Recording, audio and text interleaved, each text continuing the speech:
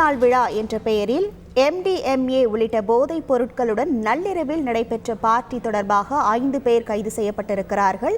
இந்த விருதில் ஆந்திரா, தெலங்கானா, பெங்களூருவை சேர்ந்தவர்களும் பங்கேற்றதாக தகவல் வெளியாகி இருக்கிறது. முழு தகவல்களோடு இணைகிறார் நமது செய்தியாளர் பாரதி ராஜா. வணக்கம் பாரதி ராஜா.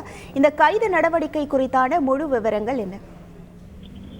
கண்டிப்பாக முதல்ல சம்பவம் நடந்திருப்பது பெங்களூரு நகரின் எலக்ட்ரானிக் சிட்டி பகுதியில் தான் இந்த சம்பவம் நடந்திருக்கிறது. நேற்று இரவு, அதாவது நள்ளிரவில் இந்த பகுதியில் போதையில் கொண்டாட்ட நிகழ்ச்சி நடைபெறுவதாக மத்திய குற்றப்பிரிவு, பெங்களூரு நகர மத்திய குற்றப்பிரிவு போலீசாருக்கு தகவல் கிடைக்கிறது. உடனடியாக அங்கு ஒரு குழு சென்று ஆய்வு செய்யும் போது அங்கு MDMA உள்ளிட்ட தடை செய்யப்பட்ட போதைப் பொருட்களை அங்கு கொண்டாட்டத்தில் ஈடுபட்டிருந்தவர்கள் பயன்படுத்தியது மட்டுமில்லாமல் ரேவ் பார்ட்டி என்று அழைப்பார்கள், ஒரு ஆபாச நடனம் உள்ளிட்ட பல்வேறு விஷயங்கள் அதில் இடம்பெறும்.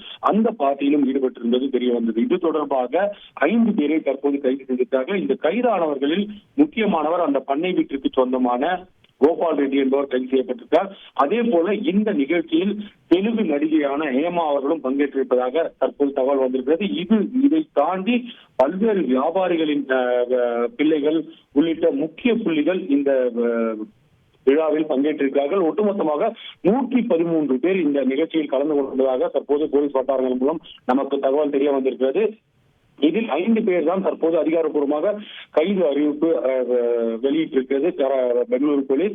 மீதமுள்ளவர்களுக்கு அந்த போதைப் பொருள் உள்ளிட்ட சோதனைகளானது நடத்தப்பட இருக்கிறது. அதில் உறுதி செய்யப்பட்டால், அவர்களது தடை செய்யப்பட்ட போதைப் பொருட்களை பயன்படுத்தியது உறுதி செய்யப்பட்டால் அவர்களும் கைதாக வாய்ப்பு இருக்கிறது. ஒட்டுமொத்தத்தில் நீண்ட காலமாக பெங்களூரு நகரில் அடங்கியிருந்த ரேவ் பார்ட்டி என்று அழைக்கப்படும் இந்த ஆபாச நடன கொண்டாட்டங்கள் மீண்டும் தலை தூக்கியிருப்பது பெங்களூரு நகர போலீசாருக்கு ஒரு தலைவலியை ஏற்படுத்தியிருக்கிறது என்று கூறலாம். அது மட்டுமல்ல, இந்த விவகாரம் தொடர்பாக தீவிர கண்காணிப்பில் ஈடுபட ஏற்கனவே கமிஷனர் தலைமையில் சிறப்பு குழுவும் ஏற்படுத்தப்பட்டிருக்கிறது. அந்த குழு இந்த பெங்களூரு நகர குற்றப்பிரிவு போலீசின் கீழ் இயங்கி வருகிறது என்பதும் குறிப்பிடத்தக்கது. எனவே இந்த பார்ட்டி யார் ஏற்பாடு செய்தது, தெலுங்கானாவிலிருந்து இங்கு எப்படி ஏற்பாடு செய்தார்கள், மேலும் அந்த பண்ணை வீட்டில் ஒரு MLAவின் கார், அதாவது MLA ஸ்டிக்கர் ஒட்டப்பட்ட கார் ஒன்றும் பறிமுதல் செய்யப்பட்டிருக்கிறது. எனவே இதில் தெலுங்கானா MLA யாருக்காவது தொடர்பு இருக்கிறதா என்பது உள்ளிட்ட பல்வேறு கட்ட விசாரணைகள் இனி போலீஸ் நடத்த இருக்கிறார்கள். உங்கள் முழு விவரங்களுக்கு நன்றி பாரதி ராஜா.